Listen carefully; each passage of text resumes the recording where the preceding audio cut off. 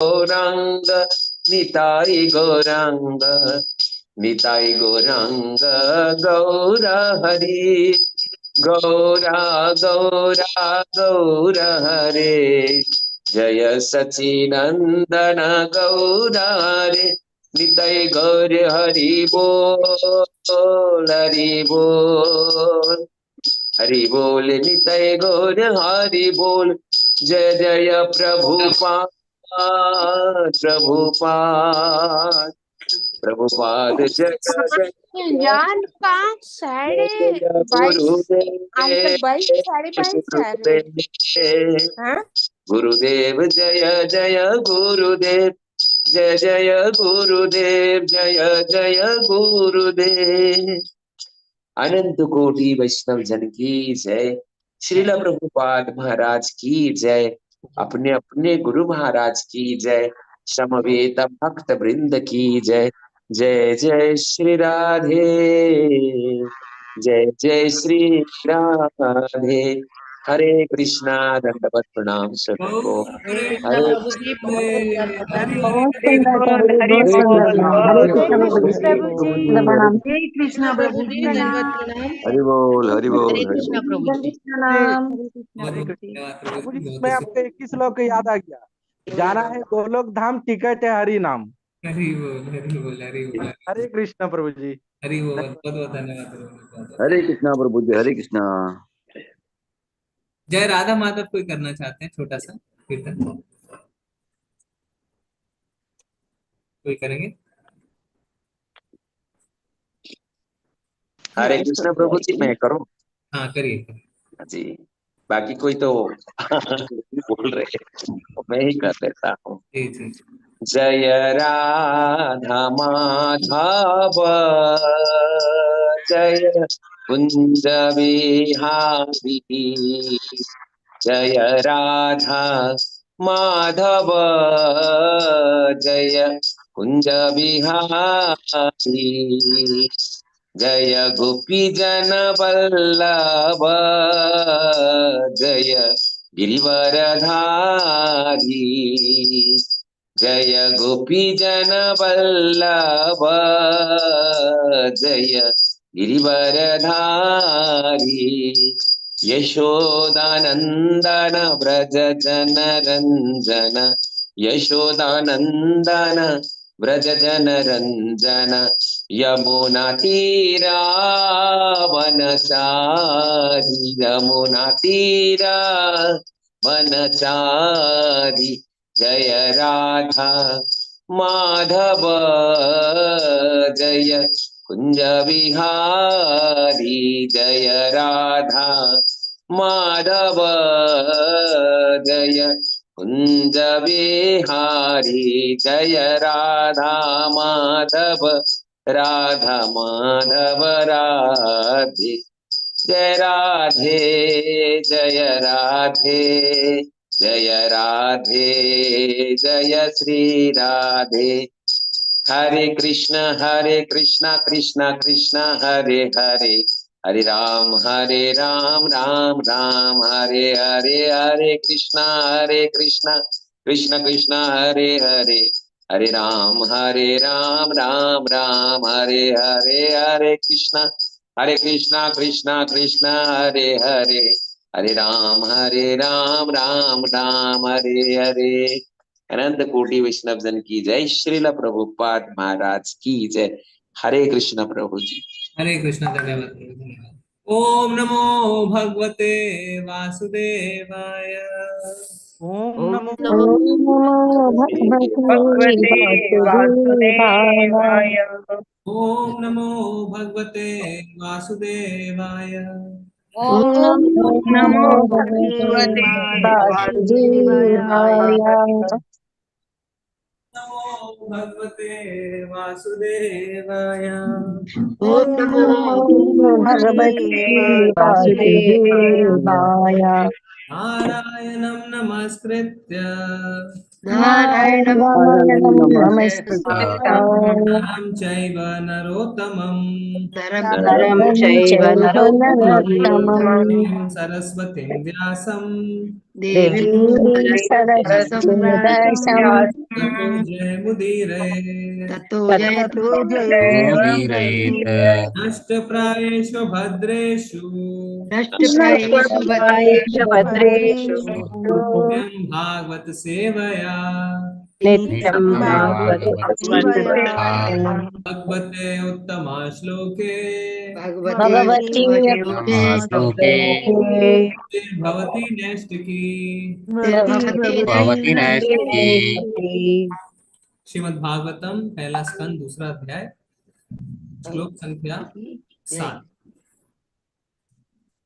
वासुदेवे भगवती वासुदेवे भगवती भक्ति योगा प्रयोजितः भक्तियोग प्रयोजितः अन्यत्याशु वैराग्यं यत्याशु वैराग्यम् ज्ञानं च यत् अहेतुकम् ज्ञानं च यदहेतुकम्। वासुदेवे भगवती वासुदेवे भगवती योगा प्रयोजितः भक्तियोगः प्रयोजितः अन्यत्याशु वैराग्यं जनयत्याशु वैराग्यम् ज्ञानं च यत् अहेतुकम् ज्ञानं च यदहेतुकम्। वासुदेवे भगवती वासुदेवे भगवती भक्ति योगा प्रयोजितः भक्तियोगः प्रयोजितः अन्यत्याशु वैराग्यं जनयत्याशु वैराग्यम् ज्ञानं च यत् अहेतुकम्। ज्ञानं च यदहेतुकम्। कोई चैंट करना चाहते हैं तो पाठन पठन कर सकते हैं। कोई श्लोक पढ़ना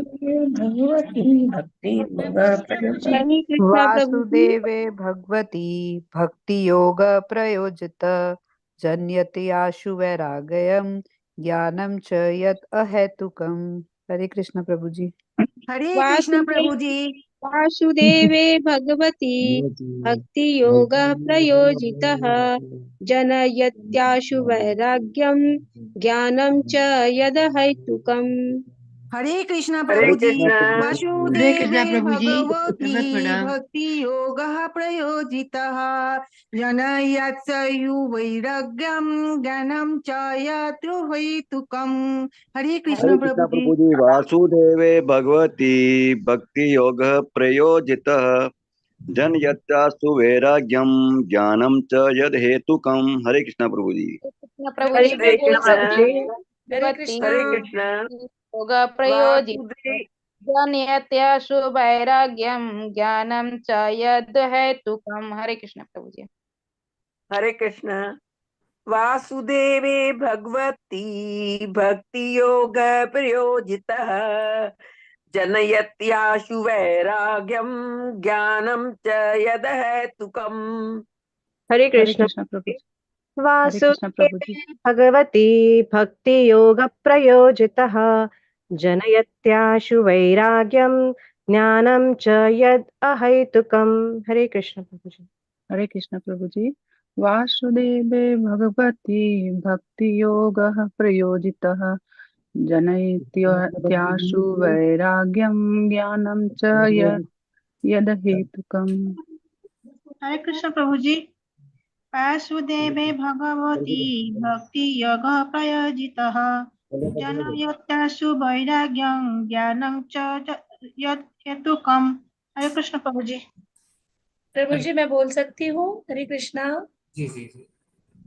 वासुदेवे भगवती भक्ति योग प्रयोजितः जनयत्याशु वैराग्यम ज्ञानम च यत् अहेतुकम्। हरे कृष्णा। धन्यवाद प्रभु जी। हरे कृष्णा प्रभु जी। मैं बोल सकती हूँ। जी जी माता। वासुदेवे भगवती भक्ति योगा प्रयोजितः जनयत्याशु वैराग्यम ज्ञानम च यद् हेतुकम्। धन्यवाद सभी का। वासुदेवे भगवान श्री कृष्ण के प्रति, भगवती श्री भगवान के प्रति भक्ति योग भक्ति संबंध प्रयोजितः व्यवृत्त, जनयति उत्पन्न करता है, आशु तुरंत ही, वैराग्यम वैराग्य विरक्ति, ज्ञानम ज्ञान, च तथा, यत जो, अहेतुकम अकारण। भगवान श्री कृष्ण की भक्ति करने से मनुष्य तुरंत ही अहेतुक ज्ञान तथा संसार से वैराग्य प्राप्त कर लेता है। साउंड नहीं आ रही है? हरे कृष्ण। प्रभु जी आ रही है। आ रही है प्रभु जी, आ रही है प्रभु जी। जी आ रहे हैं प्रभु जी, आ रहे हैं। अरुण कैमरा प्रभु कटा हुआ है प्रभु जी। जी जी, अरुण प्रभु जी आप अपने साइड में चेक करिए। ओम अज्ञानतिमिरान्धस्य ज्ञानाञ्जनशलाकया चक्षुरुन्मीलितं येन तस्मै श्रीगुरुवे नमः। श्रीचैतन्यमनोभीष्टं स्थापितं येन भूतले स्वयं रूपा कदा मह्यं ददाति स्वपदान्तिकम्। वन्देऽहं श्रीगुरु श्रीयुत्पदकमलं श्रीगुरुन् वैष्णवांश्च श्रीरूपं साग्रजातं सहगन्धगुणातान्वितं तं सजीवम् साद्वैतं सावधूतं परिजनसहितं कृष्ण चैतन्य देवं श्री राधा कृष्ण पादान् सहगण ललिता श्री विशाखान्वितांश्च नमः ओम विष्णु पादाय कृष्ण पृष्ठाय भूतले श्रीमते भक्ति वेदांत स्वामी निधिनाथ नमस्ते सारस्वते देवे गौरवाणी प्रचारिणे निर्विशेषाय शून्यवादी पाश्चात्य देशकारिणे वाञ्छाकल्पतरुभ्यश्च कृपा सिन्धुव एव च पतितानां पावनेभ्यो वैष्णवेभ्यो नमो नमः। हे कृष्ण करुणा सिन्धु दीनबन्धु जगत्पते गोपेश गोपिका कांत राधा कांत नमोस्तुते। तप्त कांचन गौरांगी श्री राधे वृंदावनेश्वरी वृषभानुसुते देवी। जय हो श्री कृष्ण चैतन्य प्रभु नित्यानंद श्री अद्वैत गदाधर श्रीवासादि गौर नमो महावदन्याय कृष्ण प्रेम प्रदायते कृष्णाय कृष्ण चैतन्य नामने कृष्णे नमः। हरे कृष्णा कृष्णा कृष्णा हरे हरे हरे राम राम राम हरे हरे। वासुदेवे भगवती वासुदेवे भगवती भक्ति योगा प्रयोजितः भक्तियोगा प्रयोजितः यत् याशु वैराग्यम ज्ञानं च यद् अहेतुकम्। भगवान श्री कृष्ण की भक्ति करने से मनुष्य तुरंत ही अहेतुक ज्ञान तथा संसार से भगवान कृष्ण की वैराग्य प्राप्त भक्तिमय कर सेवा लेता को है। जो लोग भौतिक भावात्मक व्यापार की भांति हरे मानते कृष्ण माता जी, हरे कृष्ण।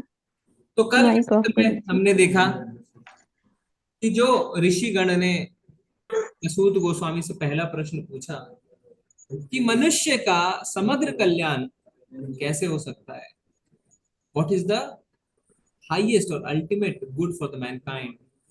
तो उसके लिए सबसे पहले सूत गोस्वामी कहते हैं आपके प्रश्न बहुत अच्छे हैं क्योंकि ये भगवान कृष्ण से संबंधित हैं और इसीलिए जन कल्याण जग कल्याण के। तो उन्होंने इससे पहले श्लोक में क्या बताया था, स वे पुंसा परो धर्मो यतो भक्तिर अधोक्षजे, यानी the ultimate good for human being is भक्ति, डिवोशनल सर्विस। अब इस श्लोक में उसको कंटिन्यू करते हुए सूत गोस्वामी जी बता रहे हैं कि जो भक्ति करता है उसको स्वतः अपने आप दो चीजें प्राप्त हो जाती है, क्या, ज्ञान और वैराग्य। तो अगर हम भक्ति करेंगे तो अपने आप हमारे अंदर ये दो क्वालिटीज आ जाएंगी, ज्ञान और वैराग्य। पर इसका अर्थ ये नहीं है कि जिसके अंदर ज्ञान और वैराग्य है उसको भक्ति है। भक्ति वाले को ज्ञान वैराग्य है क्योंकि उसको ज्ञान और वैराग्य के साथ और बहुत सारी क्वालिटी उसके अंदर है।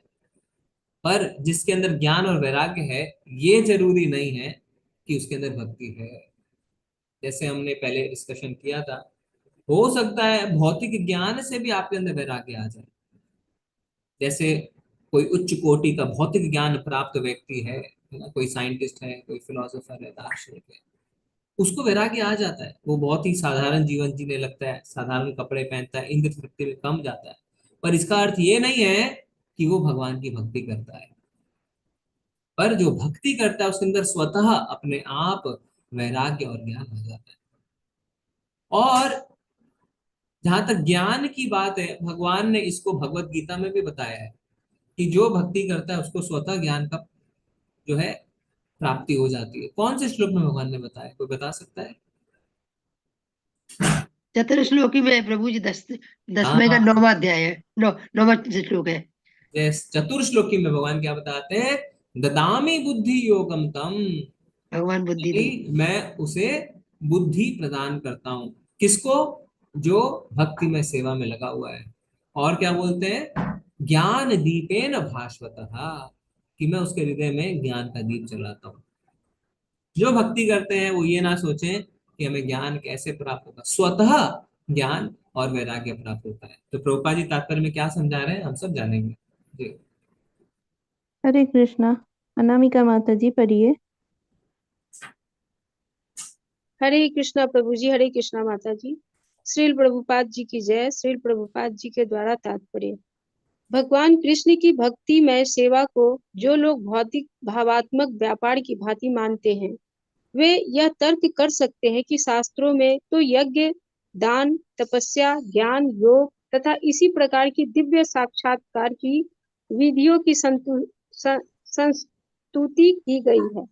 उनके मतानुसार भक्ति अर्थात भगवान की भक्ति में सेवा तो उन लोगों के लिए है जो उच्च कोटि के कर्म नहीं कर पाते।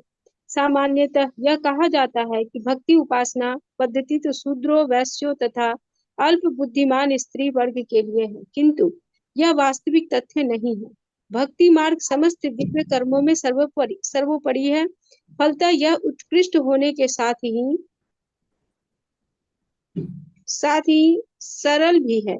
यह उन शुद्ध भक्तों के लिए उत्कृष्ट है जो परमेश्वर से संपर्क स्थापित करना चाहते हैं, और यह उन नव दीक्षितों के लिए सुगम है जो भक्ति रूपी घर की दहलीज पर है। पूर्ण पुरुषोत्तम भगवान श्री कृष्ण का सानिध्य प्राप्त करना एक महान विज्ञान है, और यह सब जीवों के लिए खुला हुआ है, जिसमें शूद्र, वैश्य, स्त्रियां तथा शूद्र से भी निम्न कुल में उत्पन्न लोग सम्मिलित हैं। तो फिर गुण संपन्न ब्राह्मणों तथा महान स्वरूप सिद्ध राजाओं जैसे उच्च कोटि के लोगों के विषय में कहना ही है।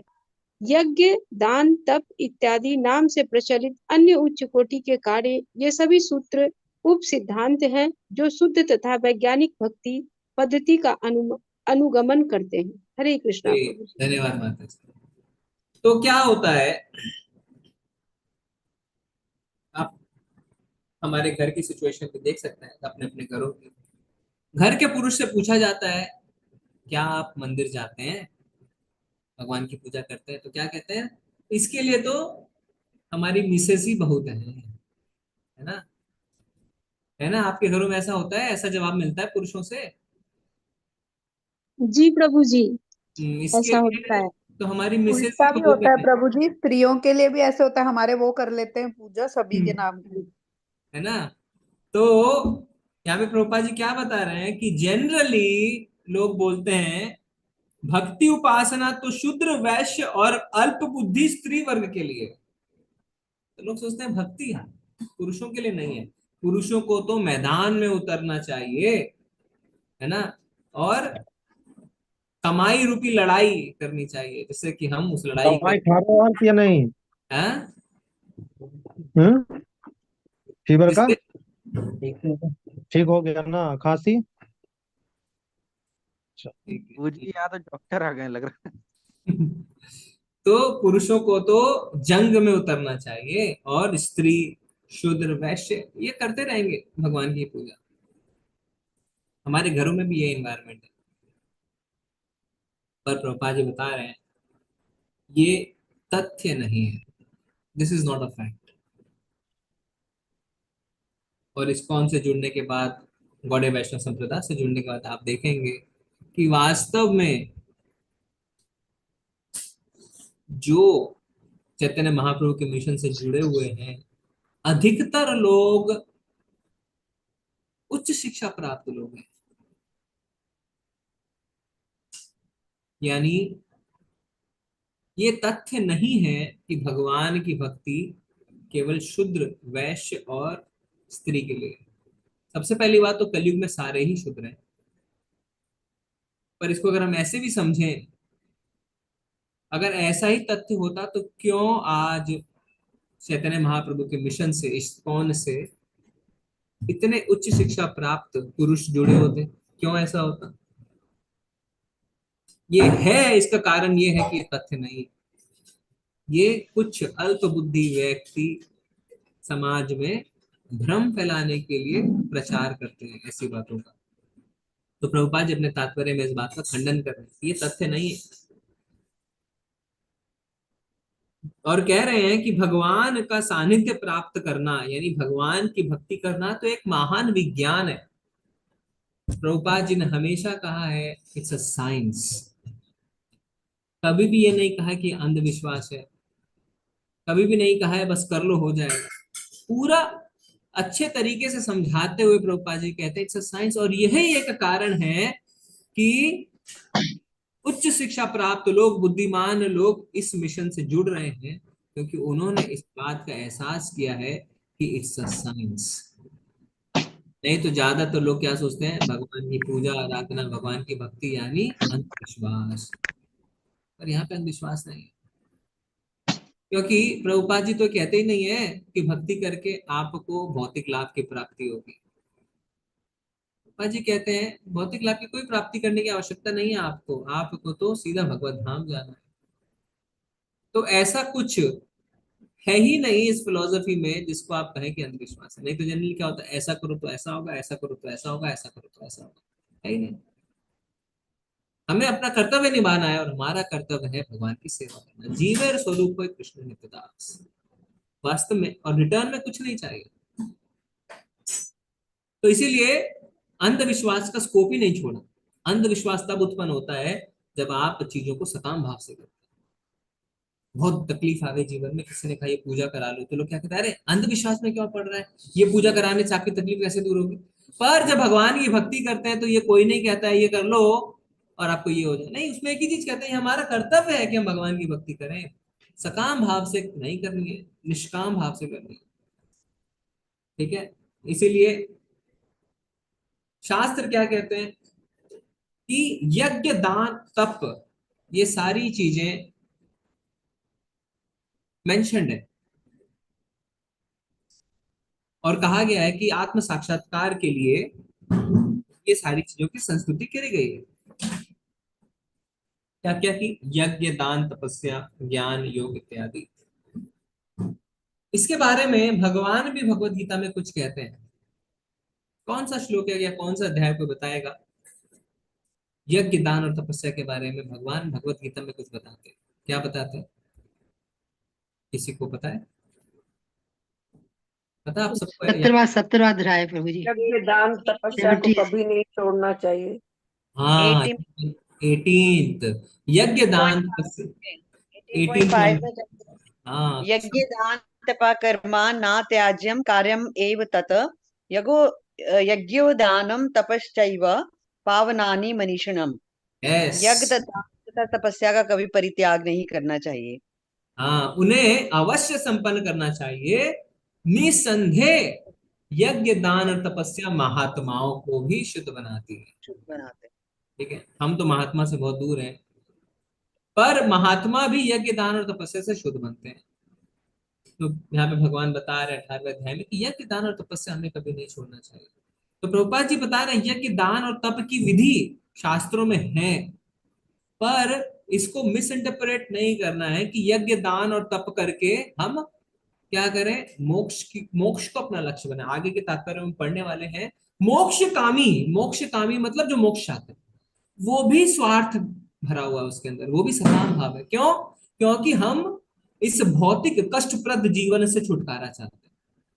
देखेंगे आप जो मोक्ष प्राप्त करने वाले होते हैं उनके मन में क्या रहता है, अरे मुझे छुट्टी चाहिए, बहुत कष्ट है यहाँ पे, अब नहीं झेला जाता, हे भगवान उठा ले और मोक्ष दे दे।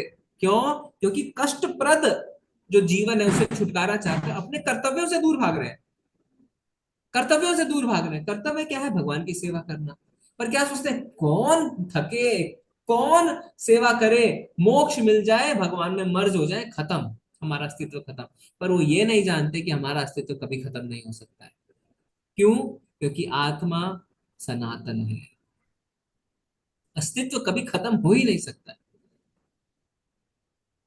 तो इसीलिए शास्त्र को हमें कभी भी बेनिफिट के लिए, सकाम बेनिफिट के लिए नहीं पढ़ना चाहिए।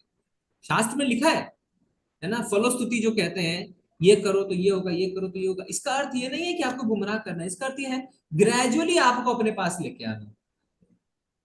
अब डायरेक्ट पहले दिन हम आपसे मिले और आपको कहते हैं अच्छा सुनिए ये करिए, तो ये आपको क्या होगा, आपके दुख तो चलते रहेंगे, कोई लाभ नहीं होने वाला, हाँ हाँ भगवान की सेवा में जरूर लग सकते हैं। क्या बोलेंगे? निकलिए मेरे घर से, कह रहे हैं 16 माला करिए और आपके दुख दूर नहीं होंगे।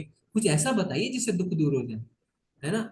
तो इसीलिए ग्रेजुअली ग्रेजुअली ग्रेजुअली, और ये सेल्फ रियलाइजेशन की बात है, ये आपको खुद रियलाइज होना चाहिए, किसी के बोलने से नहीं। तो लोगों को आकर्षित करने के लिए वेदों में बताया गया कि ये फलस्तुति है, और वो है भी। अगर आप उस इच्छा से करेंगे तो आपको मिलेगा, पर अल्टीमेट गोल वो नहीं है। धर्म अर्थ काम मोक्ष, और उसके ऊपर भी है भगवान की भक्ति। तो हमारा लक्ष्य है भगवान की भक्ति। ठीक है जी, आगे नेक्स्ट पैराग्राफ पढ़ेंगे। हरे कृष्णा। अथरी माता जी पढ़िए। हरे कृष्ण माता जी। तात्पर्य श्रील प्रभुपाद की जय। श्रील प्रभुपाद के द्वारा दिव्य अनुभूति के मार्ग में ज्ञान तथा वैराग्य का सिद्धांत तो दो महत्वपूर्ण कारक है। संपूर्ण आध्यात्मिक विधि भौतिक तथा आध्यात्मिक सभी वस्तुओं का पूर्ण ज्ञान प्रदान करती है, और इस पूर्ण ज्ञान का फल ये होता है कि मनुष्य भौतिक राग से विरक्त होकर आध्यात्मिक कार्यों में अनुरक्त हो जाता है। भौतिक राग से विरक्त होने का अर्थ पूर्ण रूप से निष्क्रिय हो जाना नहीं है, जैसा कि अल्प ज्ञान वाले मनुष्य सोचते हैं। निष्कर्म का अर्थ है ऐसे कर्म न करना जिनका अच्छा या बुरा प्रभाव पड़े। निषेध का अर्थ सकारात्मक का निषेध नहीं है। अनावश्यक कार्यों का निषेध अनिवार्य का निषेध नहीं है। इसी प्रकार भौतिक रूपों से विरक्ति का अर्थ सकारात्मक रूप को नकारना नहीं है। भक्ति उपासना पद्धति तो सकारात्मक रूप की अनुभूति के लिए निर्मित है। जब सकारात्मक रूप का साक्षात्कार हो जाता है तो नकारात्मक रूप शतु विलग हो जाते हैं। अतः भक्ति उपासना पद्धति के विकास के साथ साथ वास्तविक रूप की सकारात्मक सेवा में व्यवहारिक रूप के जुड़े जाने से मनुष्य सहज रूप से निम्न कोटि की वस्तुओं से विलग होता जाता है और श्रेष्ठ वस्तुओं से जुड़ जाता है। इसी प्रकार भक्ति उपासना पद्धति जीव का सर्वोच्च धर्म होने के कारण वो उसे भौतिक इंद्रिय सुख से बाहर निकालती है। ये शुद्ध भक्त का लक्षण है। वो ना तो अल्पज्ञ होता है, न ही वो निकृष्ट शक्तियों में लगा रहता है, और न ही उसके पास भौतिक मूल्य होते हैं। ये केवल शुष्क चिंतन से संभव नहीं होता। ये तो केवल भगवत कृपा से ही संभव हो पाता है। निष्कर्ष ये है कि जो शुद्ध भक्त है वो अन्य सभी उत्तम गुणों से पूर्ण होता है, यथा ज्ञान वैराग्य आदि। किंतु जिसमें केवल ज्ञान तथा वैराग्य होता है वो भक्ति उपासना पद्धति के नियमों से ठीक से परिचित हो, यह आवश्यक नहीं है। भक्ति योग मानव जाति का सर्वश्रेष्ठ धर्म है। हरे कृष्ण। हरे कृष्ण माता जी, धन्यवाद। तो जब हम भगवान की भक्ति करने लगते हैं तो प्रभुपाद जी बता रहे हैं कि हमारे अंदर स्वतः वैराग्य उत्पन्न हो जाता है। पर वैराग्य उत्पन्न होने का अर्थ ये नहीं है कि हम निष्क्रिय हो जाएं। निष्क्रिय मतलब अब हमें कुछ करने को नहीं है। सबसे पहला जो हमारे दिमाग में ख्याल आता है कि अगर हमें भौतिक चीजों से वैराग्य हो गया, डिटैचमेंट हो गई, ठीक है, अब क्या, अब हमें लगता है बस हम बैठ जाएं। क्यों? भगवान की भक्ति का तो मतलब हरे कृष्ण कृष्ण कृष्ण हरे हरे, हरे राम राम राम, बस बैठे बैठे भगवान का नाम है। भक्ति निष्क्रियता नहीं है, इस बात को बहुत अच्छे से समझना है। भक्ति का अर्थ ये नहीं है कि आप निष्क्रिय हो जाएं, काम नहीं करें। भगवान के लिए काम करना पड़ता है। इसीलिए भक्ति को प्रभुपाद जी लिखते हैं डिवोशनल सर्विस, एक्शन। पर जैसे ही हम सोचते हैं भक्ति, हम सोचते हैं rest, sit down, sleep, take the name of God, finished. This is not bhakti. भक्ति में क्या होता है? एक्शन होता है, कार्य होता है। क्या कार्य हो सकता है? जो आप भौतिक जीवन में कर रहे हैं सेम काम आप भक्ति में कर सकते हैं, पर अभी अपने लिए नहीं करके भगवान के लिए कर सकते हैं। जैसे मंदिर में जो डिवोटीज रहते हैं, आप आएंगे मंदिर में जब सेवा प्रदान करने, आप देखेंगे इतने व्यस्त रहते हैं, इतने व्यस्त रहते हैं ना। फिर लोग बोलते हैं आप फोन नहीं उठाते हैं, मैसेज का जवाब नहीं देते हैं, पर वास्तव में अगर आप उनकी दिनचर्या देखेंगे तो वो सुबह 3 साढ़े 3 बजे उठते हैं और रात में 9 साढ़े 9 बजे तक चलता रहता है, चलता रहता है, चलता रहता है, कुछ ना कुछ चलता रहता है। तो ये जो कार्य कर रहे हैं, क्या वो अपने लिए कर रहे हैं? नहीं कर रहे हैं। किसके लिए कर रहे हैं? भगवान के लिए कर रहे हैं। तो ये है क्या? Devotional service. कार्य चल रहा है, एक्शन चल रहा है, निष्क्रियता नहीं है कि बस बैठ गए।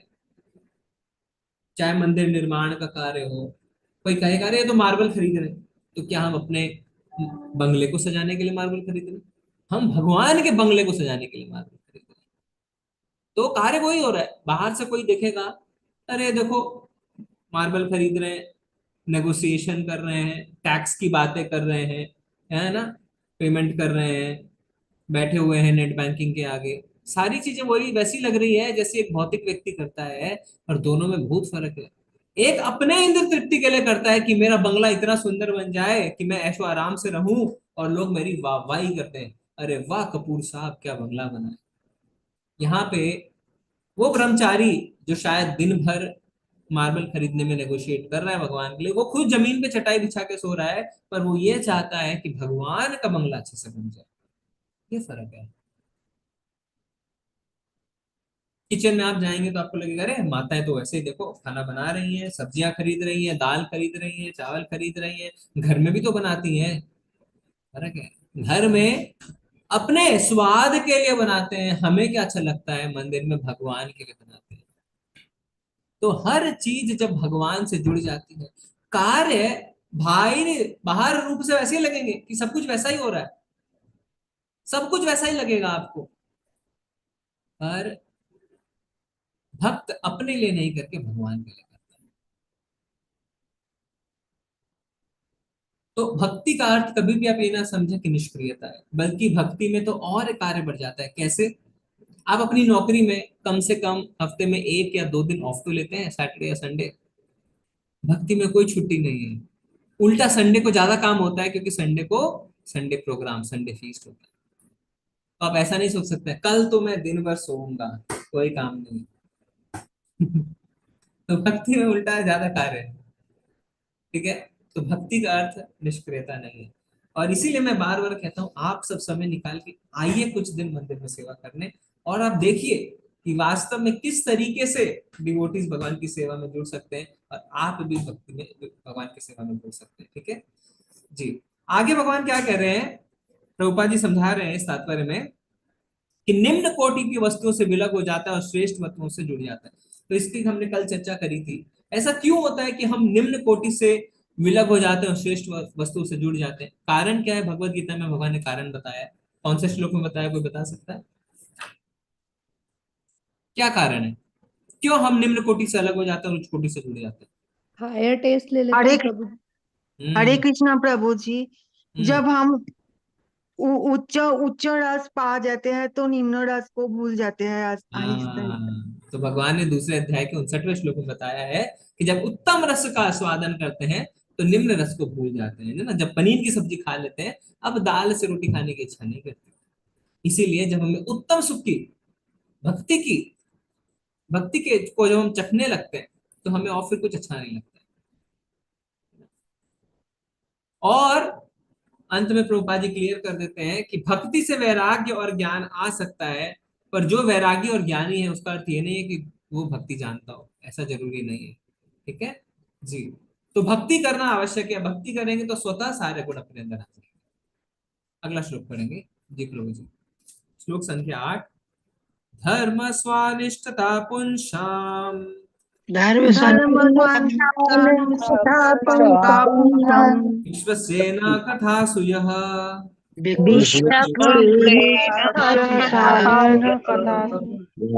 पाद्येद्यदि रतिम् तम एव हि केवलम् वृत्ति सुनिष्ठित अपने पद के अनुसार संपन्न पुनशाम मनुष्य का विश्वसेना श्री भगवान पूर्ण अंश की कथासु कथा में यह जो है न नहीं उत्पादित उत्पन्न करता है यदि यदि रतिम आसक्ति श्रम व्यर्थ श्रम एवं नीरा ही निश्चय ही केवलम पूर्ण रूप से मनुष्य द्वारा अपने पद के अनुसार संपन्न की गई वृत्तियां यदि श्री भगवान के संदेश के प्रति आकर्षण उत्पन्न ना कर सके तो वह नीरी व्यर्थ का श्रम होती है। ये सब इतने इंपॉर्टेंट श्लोक हैं, पूरे हमारे फंडे जो होते हैं ना लाइफ के उनको क्लियर करते हैं श्लोक। क्या कह रहे हैं श्री सूत गोस्वामी कह रहे हैं, अगर आप कोई भी वृत्ति का मतलब होता है ऑक्यूपेशनल एक्टिविटी, कोई भी अगर आप कार्य कर रहे हैं पर वो कार्य अगर आपका भगवान के प्रति आकर्षण उत्पन्न नहीं कर रहा है तो वो व्यर्थ का श्रम है, यानी इट इज यूजलेस लेबर। आप बेकार में खट रहे। क्यों? ऐसे खटनी से आपका भगवान के प्रति कोई आकर्षण उत्पन्न हो नहीं रहा है। यानी 99.99% आज जो व्यक्ति श्रम में लगे हैं वो नीरी व्यर्थ का श्रम है। दफ्तरों में हम जाते हैं, बहुत खटनी करते हैं ना, पर क्या वो हमारा भगवान के प्रति आकर्षण उत्पन्न कर रहा है? तो क्या है? नीरी व्यर्थ का श्रम। श्रम एवा ही केवलम, बस केवल श्रम है, यूजलेस लेबर, कोई लाभ नहीं है। ज्यादातर लोग, क्या मैक्सिमम लोग समाज में यही कर रहे हैं और बहुत अहंकार है। जानते हो, मैं सुबह 8 बजे ऑफिस पहुंचता हूँ, रात में 11 बजे निकलता हूँ। मेरी तो बहुत जल्दी जल्दी प्रमोशन हो जाते हैं ना, मैं तो डायरेक्टर बन गया हूँ। पर ये जो श्रम आप कर रहे हैं, क्या आपका भगवान के प्रति आकर्षण है? आकर्षण तो छोड़िए, उन्हें ये भी नहीं पता है कि भगवान है कौन। तो क्या लिखते हैं शास्त्र? श्रम एवा ही केवलम, केवल ये लेबर है, इसका कोई लाभ नहीं। देखिए शास्त्र में इफ्स बट्स कुछ नहीं है, बिल्कुल क्लियर है ना। ऐसा नहीं लिखा है डिपेंड्स, कोई डिपेंड्स नहीं है, क्लियर है। अगर आपका भगवान के प्रति आकर्षण नहीं हो रहा है, श्रम एवं ही केवल। तो कोई कहेगा डिवोटी, प्रभु जी मैं भी तो नौकरी पे जाता हूँ, ऐसा क्यों करें? आप डिवोटी हैं, आप नौकरी पे जाके जो फल वहां से प्राप्त होता है उसको भगवान की सेवा में लगाते हैं, तो उससे आपका भगवान के प्रति आकर्षण उत्पन्न हो रहा है। जैसे उस दिन एक माता जी ने कहा, प्रभु जी इस लिंक को हमेशा चालू रखिए, क्योंकि मंथ के अंत में जब हमें सैलरी मिलेगी हम कंस्ट्रक्शन के लिए दे सकेंगे। ये क्या है? ये नीरी व्यर्थ श्रम नहीं है, क्योंकि आप उस श्रम को भगवान से जोड़ रहे हैं। आप जानते हैं कि ये जो मैं कर्म कर रहा हूं उसके फल को मुझे भगवान की सेवा में लगाना है। पर एक दूसरा व्यक्ति क्या सोचता है, मुझे उस पैसे से इंद्र तृप्ति करनी है, उसे जोड़ना है, मेरे बच्चे का ये भविष्य है, उसे ऊंची पढ़ाई के लिए भेजना है। अच्छी बात है, पर भगवान के प्रति कोई आकर्षण नहीं है। तो श्रम एवं ही केवलम, ठीक है। प्रभुपाद जी क्या समझा रहे हैं? हो सकता है हमें बहुत टफ लग रहा हो, पर ये हमारे शास्त्र ने, देखिए शास्त्र में जो लिखा है वो हमें ज्यों का त्यों पढ़ना चाहिए। उसे हम अपने जीवन में उतार पाए नहीं उतार पाए ये हमारे ऊपर है, पर शास्त्रों को हम मैनिपुलेट नहीं करेंगे। प्रभुपाद जी ने किसी ने प्रभुपाद जी से पूछा, प्रभुपाद अमेरिका में अगर आप ये सब बताएंगे तो लोग, प्रभुपाद जी क्या कहते, I don't care whether Americans accept it or don't accept it, I will never dilute the philosophy। हमारे शास्त्र पूरे थप्पड़ हमें जोर से मारते हैं अगर आप ऐसा कहें, पूरा थप्पड़ हमें लगता है। क्यों? No ifs and buts, direct, कि अगर आप कुछ भी ऐसा कर रहे हैं जो भगवान से जुड़ा हुआ नहीं है, वेस्ट है, वेस्ट, कंप्लीट वेस्ट। पढ़ेंगे तात्पर्य। प्रभु जी नीरी का क्या होता है? नीरी, नीरी मतलब केवल, केवल व्यर्थ का श्रम, मतलब कुछ भी नहीं। इसमें ये बोल सकते हैं अरे थोड़ा बहुत तो यूजफुल है, जीरो जीरो, नीरी, टोटल वेस्ट, टोटल वेस्ट, थोड़ा सा भी उसका पोर्शन आपके लिए यूजफुल नहीं। ठीक है, धन्यवाद प्रभु जी। हरे कृष्ण वासुदेव प्रभु जी पढ़िए। हरे कृष्ण माता जी, हरे कृष्ण प्रभु जी, दंडवत प्रणाम। श्रील प्रभुपाद जी की जय। तात्पर्य श्रील प्रभुपाद जी के द्वारा मनुष्य के जीवन के प्रति विभिन्न अवधारणाओं के अनुसार वृत्तियां भी भिन्न भिन्न होती है। निपट भौतिकवादी के लिए जो स्थूल शरीर से परे कुछ भी नहीं देख पाता, इंद्रियों से परे कुछ भी नहीं है, अतएव उसकी वृत्तियां संकेंद्रित और विस्तारित स्वार्थ तक ही सीमित रहती है। यह संकेंद्रित स्वार्थ अपने ही शरीर के चारों ओर केंद्रित रहता है। सामान्य रूप से यह निम्न पशुओं में देखा जाता है। विस्तारित स्वार्थ मानव समाज में दिखता है और यह परिवार, समाज, समुदाय, राष्ट्र तथा विश्व के दृष्टिकोण से शारीरिक सुख के इर्द गिर्द घूमता है।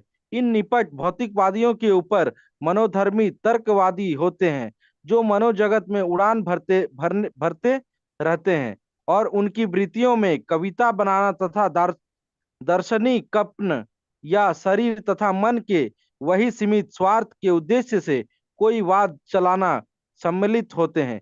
किंतु शरीर तथा मन के ऊपर सुप्त आत्मा है जो यदि शरीर में ना रहे तो सारे शारीरिक तथा प्रभु जी ऊपर मानसिक स्वार्थ व्यर्थ एवं शून्य हो जाए। किंतु कम बुद्धिमान लोगों को आत्मा की आवश्यकताओं की कोई जानकारी नहीं होती। हरे कृष्ण प्रभु जी। हरे कृष्ण, धन्यवाद प्रभु जी। तो क्या होता है, कई लोग जो फिलॉसफी से लाइफ बिताते हैं, डू गुड बी गुड, मतलब दूसरों का अच्छा करो और हमारे साथ अच्छा होगा, उसी को वो हाईएस्ट परफेक्शन मानते हैं। एक होता है जो सिर्फ अपने लिए जीता है, स्वार्थ। एक होता है जो अपने परिवार के बारे में सोचता है, थोड़ा सा फ्रेंड्स के बारे में सोच लेता है। फिर एक होता है जो और ऊपर बढ़ता है, अपने शहर, अपने देश, अपनी सोसाइटी के बारे में सोचता है। तो उसको क्या लगता है, do good and be good, मतलब मैं अच्छा करूंगा, मैं अच्छा रहूंगा, मेरे साथ अच्छा होगा। अच्छी बात है, पर ये हाईएस्ट परफेक्शन नहीं, हाईएस्ट परफेक्शन नहीं। तो प्रभुपाद जी क्या समझाते हैं, ism, there can be any ism, patriotism, nationalism, communalism, बहुत सारे वाद हो सकते हैं, पर इन सब के चंगुल में अगर हम फंस गए तो हम बाहर नहीं निकल पाएंगे। क्यों? क्योंकि इनके पीछे हमारा स्वार्थ छिपा रहता है। भगवान की भक्ति ही अहेतु की हो सकती है, बाकी कुछ भी अहेतु का नहीं हो सकता है। क्या स्वार्थ छिपा रहता है? मान, सम्मान, प्रतिष्ठा, यश, कीर्ति, ये स्वार्थ छिपे रहते हैं। स्वाद है ये स्वाद छिपे रहते हैं, ये स्वाद छिपे रहते हैं। देखिए, अगर आप कोई समाज की बहुत सेवा करता है, आप अपने बिल्डिंग में देखिए, आपके बिल्डिंग में कम्युनिटी का कोई प्रेसिडेंट होगा, कोई ट्रेजरर होगा, बहुत मेहनत करते हैं, सेल्फलेस आपको लगता है, पर किसी दिन आप उनसे कुछ उल्टा कह दें, इतनी मेहनत करी मैंने बिना किसी स्वार्थ के, धन्यवाद बोलना तो दूर, मुझ पे दोष लगा रहा है। क्या है ये? क्योंकि उन्होंने स्वार्थ की भावना से करा, इसीलिए क्रोध आ रहा है कि मान प्रतिष्ठा भी नहीं मिली मुझे। तो ये जितने वाद हैं, जितने इज्म हैं, ये हमें और फंसाते हैं। भगवान क्या कहते हैं कि जो तीनों गुणों का स्वाद लेता है, प्रकृति के तीनों गुणों का स्वाद, वो प्रकृति में ही अपना जीवन बिताता रहता है, जन्म मरण, जन्म मरण, जन्म। तो प्रश्न ये उठता है कि फिर हाईएस्ट परफेक्शन क्या है? सबसे उच्च कोटि की चीज क्या है? सबसे उच्च कोटि की चीज क्या है? क्या है? सवे पुंसान परो धर्मो यतो भक्ति रदोक्षज। भगवान की भक्ति से ऊपर कुछ भी नहीं है, nothing, and that is the highest perfection. क्योंकि भगवान की भक्ति से सब कुछ तुष्ट होता है, सब कुछ संपन्न हो जाता है। प्रभुपाद जी भगवत गीता के एक तात्पर्य में उदाहरण देते हैं कि छोटे छोटे कुएं से छोटे छोटे कार्य हमारे संपन्न होते हैं। एक कुएं से आप कपड़ा धोते हैं, दूसरे कुएं के पानी से बर्तन मांजते हैं, तीसरे से स्नान करते हैं। पर अगर एक बड़ा तालाब हो तो उससे सारे काम सिद्ध हो जाते हैं।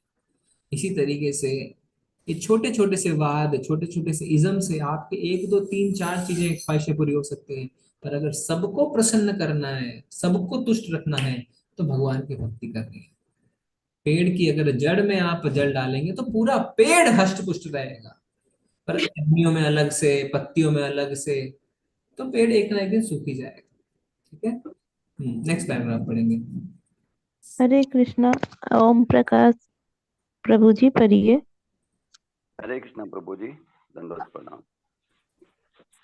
क्योंकि मूर्ख लोगों को न तो आत्मा की कोई जानकारी होती है और न इसकी ही कि वह शरीर तथा मन के विचार क्षेत्र के से वे किस तरह परे हैं।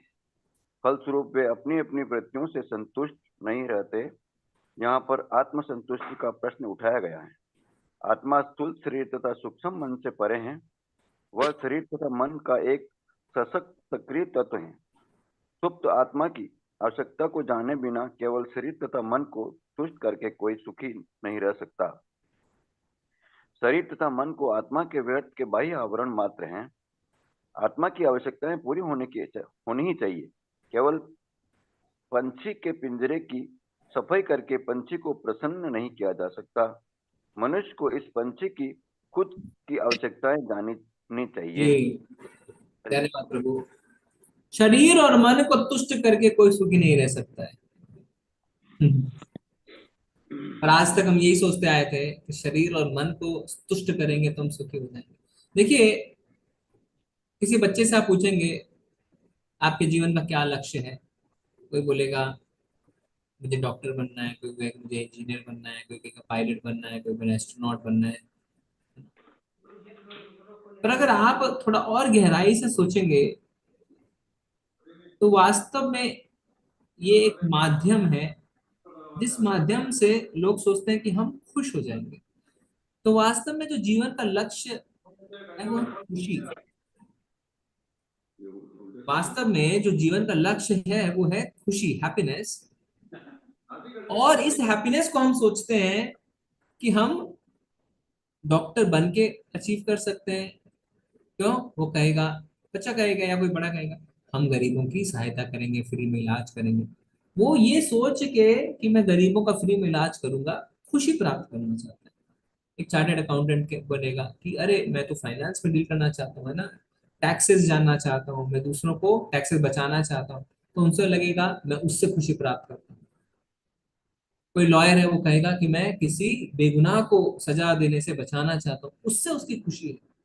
तो वास्तव में हम सब खुशी चाहते हैं, माध्यम अलग अलग हो सकते हैं। और ये खुशी हम शारीरिक और मानसिक स्तर पे चाहते हैं। हम सोचते हैं शारीरिक और मानसिक स्तर पे अगर हम संतुष्ट हो गए तो हम खुश हो जाएंगे। पर जैसे आपका जीवन आगे बढ़ता है, आप जब धन कमाना शुरू करते हैं, शहर के सबसे बड़े डॉक्टर, सबसे बड़े लॉयर भी बन जाते हैं, शारीरिक सुख में कुछ बचा नहीं है, सब कुछ है, सारे आराम आपने खरीद लिए हैं। मन को तुष्ट करने के लिए आप सारी आदतों को पाल चुके हैं, सारे जगत का भ्रमण कर चुके हैं, पर जब शाम को बैठते हैं तो देखते हैं खुशी नहीं, कुछ मिसिंग है। क्या है वो मिसिंग? वो मिसिंग है आत्मा की तुष्टि। हम सोचते हैं शरीर और मन को प्रसन्न कर लिया तो हम खुश हो जाएंगे, पर वास्तव में हम खुश हो नहीं पाते। अगर ऐसा ही होता तो बड़े बड़े बॉलीवुड के स्टार क्यों सुसाइड करते? उन्होंने अपने शारीरिक सुख में कोई कमी नहीं छोड़ी है, अपने मन की तृप्ति के लिए कोई कमी नहीं छोड़ी है। कोई भी इंद्रिय सुख उनको तुरंत मिलता है, तुरंत। तो फिर वो क्यों सुसाइड कर रहे हैं भैया? क्यों? आत्मा की तुष्टि। तो प्रभुपाद जी उदाहरण से बता रहे हैं कि अगर एक पंछी पिंजड़े में बंद है, वो पंछी है आत्मा और पिंजड़ा है हमारा शरीर और मन, हम सिर्फ पिंजरे को ही साफ किए जा रहे हैं, चमकाए जा रहे हैं, चमकाए जा रहे हैं, पंछी पे ध्यान नहीं देंगे तो पिंजरा कितना ही सुंदर लगे, चमके, पंछी तो मरेगा ना। इसी तरीके से अगर सिर्फ शरीर और मन पे ध्यान देंगे और आत्मा पे ध्यान नहीं देंगे तो हम कभी भी तुष्ट नहीं हो सकते। तो फिर आत्मा को क्या चाहिए, आत्मा कैसे तुष्ट होती है, वो अगले पैराग्राफ में पढ़ेंगे जी। हरे कृष्णा। रीता माता जी पढ़िए। हरे कृष्ण प्रभु जी, हरे कृष्ण माता जी। प्रभुपाद की जय। शिल प्रभुपाद द्वारा आत्मा की आवश्यकता यह है कि वह भौतिक बंधन से संकुचित क्षेत्र से बाहर निकलना चाहता है और पूर्ण स्वतंत्रता की अपनी इच्छा को पूरा करना चाहता है। वह इस विशालतर ब्रह्मांड की आच्छादित दीवारों के बाहर जाना चाहता है। वह स्वतंत्र प्रकाश तथा आत्मा का दर्शन करना चाहता है। उसे पूरी स्वतंत्रता प्राप्त होती है जब वह पूर्ण आत्मा श्री भगवान को मिलता है। प्रत्येक प्राणी में ईश्वर के प्रति प्रसुप्त स्नेह रहता है। आध्यात्मिक जीवन का प्रकट्य स्थूल शरीर तथा मन के माध्यम से स्थूल तथा सूक्ष्म पदार्थ के प्रति विकृत प्रेम के रूप में होता है। अतएव हमें उन वृत्तियों यानी कि धर्म में लगना होता है जिनसे हमारी दैवी चेतना जगे। ऐसा परमेश्वर की दिव्य लीलाओं के श्रवण एवं कीर्तन द्वारा ही संभव है और ऐसी कोई भी वृत्ति जो मनुष्य को परमेश्वर के दिव्य संदेश का श्रवण तथा कीर्तन करने में अनुरक्त नहीं करती है, यहाँ पर ऐसी वृत्ति को समय का अपव्यय बताया गया है। ऐसा इसलिए है कि अन्य वृत्तियां चाहे वे किसी भी वाद के रूप में हो, आत्मा को मुक्ति नहीं दिला सकती। यहाँ तक कि मोक्ष कामियों के कर्म भी व्यर्थ व्यर्थ माने जाते हैं क्योंकि वे समस्त स्वतंत्रताओं के मूल स्रोत को नहीं जान पाते। निपट भौतिकवादी व्यवहारिक रूप से देख सकता है कि उसका भौतिक लाभ काल तथा स्थल से बंधा है, चाहे वह इस लोक में हो या अन्यत्र। यदि वह स्वर्ग लोक में भी चला जाए तो उसकी ललायित आत्मा को वहां भी अस्थायी वास नहीं मिलेगा। इस ललायित आत्मा को पूर्ण भक्ति की पूर्ण वैज्ञानिक विधि द्वारा तुष्ट किया जाना चाहिए। हरे कृष्ण प्रभु जी। धन्यवाद। तो आत्मा की आवश्यकता है पूर्ण स्वतंत्रता। तो आप कहेंगे प्रभु जी आजकल के बच्चे यही तो चाहते हैं, पूर्ण स्वतंत्रता, हमें फ्री कर दो, आजाद कर दो, कोई बंदिश नहीं चाहिए, घर के चार दीवार से हमें बाहर निकलने दो और जो मन में वो करने दो। हम उस स्वतंत्रता की बात नहीं करते। घर की चार दीवारी से बाहर निकलना स्वतंत्रता नहीं है। क्यों? आत्मा के लिए लिखा हुआ है कि इस विशालतर ब्रह्मांड की आच्छादित दीवारों से बाहर निकलना चाहता है। तो वास्तव जो दीवार है वो इस भौतिक जगत का ब्रह्मांड जो है वो है दीवार। आपके घर की चार दीवारें दीवार नहीं है, ये भौतिक ब्रह्मांड ही दीवार है। उस दीवार से वो बाहर निकलना चाहता है, पूर्ण स्वतंत्रता। क्यों? क्यों आत्मा पूर्ण स्वतंत्रता चाहता है? कोई बता सकता है? आत्मा को पूर्ण स्वतंत्रता क्यों चाहिए? प्रभु जी अपने वास में वापस जाना है, जहां से आए हैं वहीं जाना है। क्यों? क्यों जाना? क्यों उसके अंदर वो इच्छा है कि मुझे पूर्ण स्वतंत्रता चाहिए? क्योंकि सभी को ही फ्रीडम पसंद होती है, कोई भी बंध के नहीं रह सकता है। क्यों? That's the question. प्रभु जी आत्मा जी को आत्मा का तभी आनंद मिलता है आत्मा जब वो परमात्मा से मिलती है। प्रभु जी आत्मा का आत्मा को ईश्वर स्वाभाविक के प्रति भाव है इतनी आवश्यकता एक होता है। स्वतंत्र होना। आत्मा का स्वभाव है कि स्वतंत्र प्रभु रहना जी आत्मा आत्मा का आत्मा परमात्मा का ही अंश है। आत्मा परमात्मा का ही अंश है जी, आत्मा परमात्मा का अंश है। परमात्मा का स्वभाव क्या है? सत चित आनंद। सो आत्मा का भी स्वाभाविक जो पोजीशन है वो है सत चित आनंद। प्रभुपाद जी तात्पर्य में बताते हैं अगर आपको चोरी करने की इच्छा होती है, वो इच्छा भी क्योंकि भगवान के अंदर मौजूद है इसीलिए आपकी भी वैसी इच्छा होती है। इसलिए भगवान माखन चोरी करते हैं और माखन चोर कहलाते हैं। ये बात अलग है कि आप चोरी करते हैं तो आप जेल में जाते हैं पर वो जो इच्छा है वो इसलिए है क्योंकि वो भगवान के अंदर भी मौजूद है। तो कैसे आत्मा को पूर्ण स्वतंत्र किया जाए? एक छोटा सा बच्चा हो जाता है, जब सड़क पर रोता रहता है, कोई व्यक्ति उसे अपने घर ले जाता है, उसे कुछ खाने को देता है, थोड़ी देर के लिए बच्चा चुप होता है, फिर रोने लगता है, कुछ खिलौने देता है, फिर वो चुप होता है, फिर रोने लगता है। पर जब वो व्यक्ति उसे अपने उसके घर ले जाता है, माँ बाप से मिला देता है, तो वो पूर्ण रूप से खुश हो जाता है। आत्मा की वही अवस्था है, जब तक वो अपने माँ बाप से नहीं मिलती तब तक कुन्न कुन्न कुन्न कुन्न करती रहती है, यानी प्रसन्न नहीं रहती। और आत्मा के माँ बाप कौन है? परमात्मा। प्रभु हम भगवान। बीज प्रता पिता, माता धाता पितामह, सब कुछ भगवान है। इसीलिए आत्मा को पूर्ण प्रसन्नता, पूर्ण स्वतंत्रता तब मिलती है जब वो परमात्मा के दर्शन करते हैं और अपनी स्वाभाविक स्थिति में आ जाते हैं। हमारी संविधानिक और स्वाभाविक स्थिति क्या है? जीवेर स्वरूप होए कृष्ण नित्यदास। इसीलिए आत्मा अगर स्वर्ग लोक में भी चला जाए तो भी कुन करेगी। क्यों कुन करेगी? स्वाभाविक स्थिति नहीं है, स्वाभाविक स्थिति नहीं है, स्वाभाविक स्थिति है भगवान के धाम में, सच्चिदानंद स्वरूप।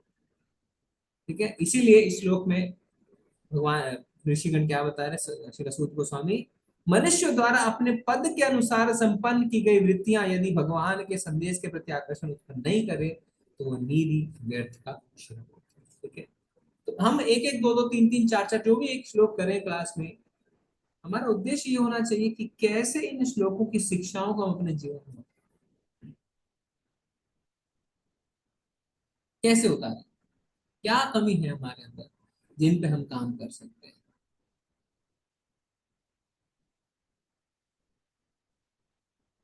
बहुत कमियां मिलेंगी, इनफैक्ट कुछ प्लस मिलेगा ही नहीं, नेगेटिव ही मिलेगा, पर कम से कम बीमारी का तो पता चल रहा है। इससे पहले तो बीमारियां भी नहीं पता थी ना, पर भगवान का धन्यवाद है कि भगवान हमें बीमारी का पता चल रहा है। अब धीरे धीरे बीमारियां दूर भी हो जाएंगी। इससे पहले तो पता ही नहीं था कि हम बीमार हैं। हम सोचते थे वी आर द बेस्ट। हर व्यक्ति सोचता आई एम द बेस्ट, वो भी एक बीमारी है। ठीक है, ओके, तो आज हम यहाँ पे स्टॉप करेंगे। अगले क्लास में हम 9वें श्लोक से आगे बढ़ाएंगे। कल संडे है, कल क्लास ऑफ रहेगी। कल हमारी लेवल 2 की क्लास रहती है। लेवल 2 के शायद 2-3 अध्याय बचे हैं। ठीक है, तो वो भी खत्म हो जाएगा, तब हम देखेंगे संडे को क्लास करेंगे या कोई भक्ति शास्त्र की क्लास। ओके, बहुत बहुत धन्यवाद आप सभी का अंत तक बने रहने के लिए। अगर किसी को कुछ ऐड करना है, कुछ छूट गया है, कुछ बताना है या कोई प्रश्न है तो पूछ सकते हैं।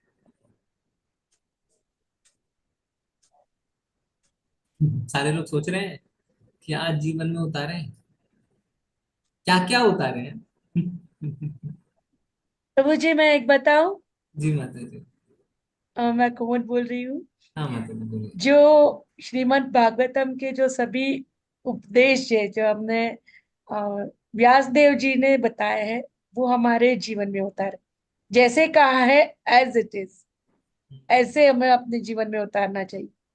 जैसे हमें बताया गया है कि श्रवणम कीर्तनम विष्णु स्मरणम पाद सेवनम अर्चनम वंदनम दास्यम साख्यम आत्मनिवेदनम, ये सभी चीजें हमें अपने जो गुरुजन है उनके पास से रहकर वो जो बोलते हैं कैसे कहते हैं वैसा एक्चुअल में जैसे तंतो तंत कहते हैं ना वैसे करना है हमें। जी माता जी। बस धन्यवाद प्रभु जी। हरे कृष्णा। हरे बोल, हरे बोल। थैंक यू माता जी।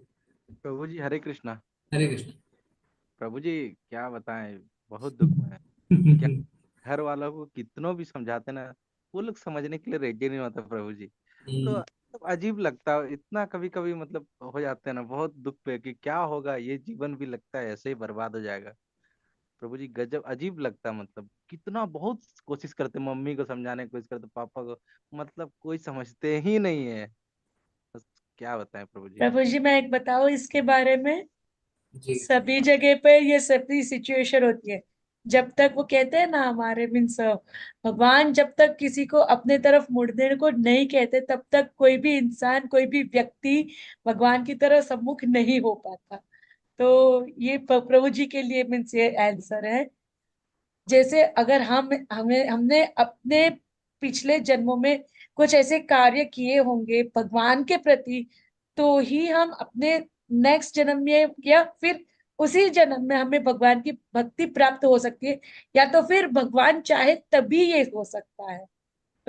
उससे बिना, भगवान की मर्जी के बिना तो अगर कोई पत्ता भी अगर खड़क नहीं सकता तो उनकी मर्जी के विरुद्ध हम कैसे उनके भक्त बन सकते हैं? ये भी तो सोचना चाहिए ना। जी। तो और क्या है कि अगर परिवार में एक व्यक्ति भी भक्ति करता है तो पूरे परिवार का कल्याण होता है। जब ट्रू। हाँ, जब ध्रुव महाराज को लेने के लिए प्रभु जी मैं कभी लेकिन बोलता हूँ ना घर पे कि प्याज लहसुन छोड़ दो, तो वो लोग बोलते हैं ना कि तू जब शादी करेगा ना तब छोड़ देना तुम। क्या होता है प्रभु जी? उसमें क्या था प्रभु जी प्रभु जी प्रभु मैं जी कुछ ऐसे बोलूं? माहौल में रह के दुख भी होता है ना, फिर प्रभु जी भक्ति भी अच्छे से नहीं कर पाते। बहुत दुख होता है प्रभु जी। क्या बताए, पिछले 1 साल से एकादशी करना स्टार्ट कर दिए। फिर वो जो निर्जला वाला एकादशी होता है ना, वो मम्मी को जबरदस्ती करवाए। बोले एक कर लेगा ना 24 का फायदा हो जाएगा। मम्मी को बोले बोले इस प्रॉफिट प्रभु है, जी तो 24 का फायदा हो जाएगा। यहाँ तो पर भी हमें फायदा बताना पड़ रहा है प्रभु जी की एक निर्जला करो तो 24 का फायदा। अब एक करो प्रभु तो जी फ्री। मैं कुछ कहना चाहूंगी। प्रभु जी आप एक थोड़ा सा आप एक काम कर सकते हैं कि आप भगवान को भोग लगा के वो सबको भोग खिलाते रहिए, खिलाते रहिए, खिलाते रहिए, कभी तो उनमें भी परिवर्तन आएगा। True Prabhu ji, I agree. उनको लेवल 1 का कोर्स करा दीजिए प्रभु जी जबरदस्ती। मैंने तो मेरी मम्मी पापा के साथ यही किया था। मैं बोलता हूँ मम्मी पापा को कि ये लो सुनो भगवत गीता। मम्मी पापा बोलती है कि नहीं नहीं अभी नहीं सुनना है। क्या बताएं, बहुत अभी दुख। उम्र नहीं हुई है हमारी। बहुत अभी तो बहुत हम दुख। जवान भगवत हैं। गीता करने की वैसे भी कोई उम्र नहीं होती, कभी क्या भी हुआ हम ना, कर सकते हैं। एक माँ बाप फोन किए प्रभु जी को, अरे मेरे बेटे को आपने ले लिया, ये कोई उम्र है उसकी?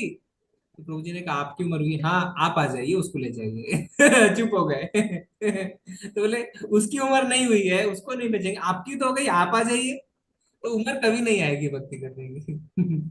अभी प्रभु वो जी तो क्या हुआ सही ना, बात है प्रभु जी, ना खुद आएंगे ना मैं कुछ किसी मैं को जहाँ आने पे हूँ ना देंगे। प्रभु जी, वहां पे कोई भी इस्कॉन टेम्पल नहीं है सामने, कोई भी नहीं। नहीं नहीं, क्या कर, आप कितने राउंड्स कर रहे हैं प्रभु जी? प्रभु जी कभी 6, कभी 7, कभी 16 हो जाता है। क्या करिए, अगर आपका कोई फोकस होना चाहिए, फोकस इसमें करिए कि उनको एक एक माला करवाइए, शाम दाम दंड भेद किसी तरीके से, बस। फिर भगवान का नाम अपने आप सारा कार्य करेगा। आपको ज्यादा टेंशन लेने की आवश्यकता नहीं है। एक माला शुरू करवा दीजिए। कोई भी परिस्थिति ऐसी दिखे ना, उनको मटेरियल फायदा दिखा के कि 5 मिनट लगेगा, अम्मा ये कर ले, देख तेरा ये फायदा हो जाएगा। और अगर अम्मा ने शुरू कर दिया तो बस आपकी बल्ले बल्ले, फिर आपको कुछ नहीं करना है। ठीक है ना? तो फोकस वहां रखिए। प्याज लहसुन एकादशी ये अच्छी बात है, पर अगर उन्होंने भगवान का नाम लेना शुरू कर दिया तो सारी चीजें अपने आप हो जाएंगी प्रभु जी। ठीक है? जी जी प्रभु जी, हरे बहुत बहुत हरे धन्यवाद। कृष्णा प्रभु हरे जी। प्रभु कृष्णा जी प्रभु जी। प्रभु जी यही बात तो मैं आपसे मेरे समय साथ भी पर सेम प्रॉब्लम थी कि मेरे पापा मम्मी भी मतलब माला करने में भी बिल्कुल इंटरेस्टेड नहीं है, लेकिन एकादशी वो करने लगे हैं। अभी भी उनको माला के ऊपर तो हम नहीं ला पाए हैं। तो प्रभु जी क्या माला हाथ में लेके ही नाम जपना जरूरी है, या उनको देखिए, बोले कि शुरू में ठीक है? अगर आपको किसी को लाना है तो उसको माला के लिए फोर्स मत करिए। उसको काउंटर से भी तो बोल सकते हैं कि ठीक है आप काउंटर से 108 बार कर लीजिए, ऐसा शुरू करिए। फिर धीरे धीरे धीरे धीरे हो जाएगा। एक बार लेना शुरू करना है, और भगवान कोई ना कोई आपको अपॉर्चुनिटी जरूर देगा।